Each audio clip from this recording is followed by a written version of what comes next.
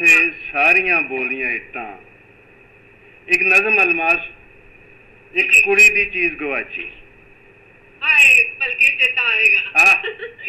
बिल्कुल बिल्कुल उत्थे ही लिया आइडिया।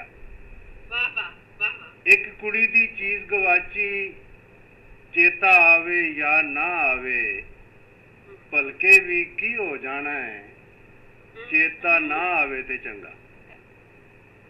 चेता ना आवे ते चंगा, गहना कोका आप गवाया ही,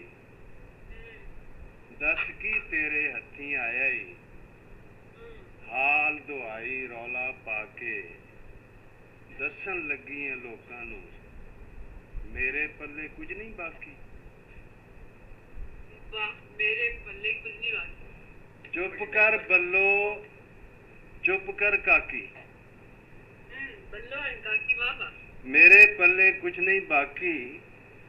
चुप कर बल्लो, चुप कर काकी, चुप कर कुड़िए हुण ना बोली।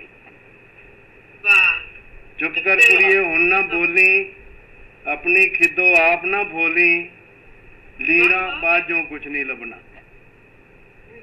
शेख साहब बहुत अच्छा।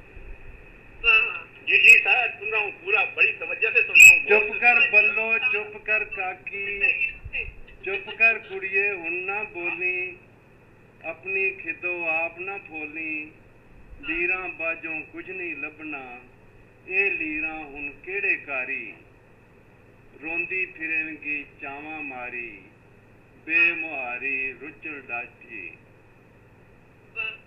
ए लीरा हुण केड़े कारी, रोंदी फिरेंगी चावा मारी, बेमुहारी रुटल डाची, एक कुड़ी दी चीज गवाची। वाह, एक कुड़ी दी चीज।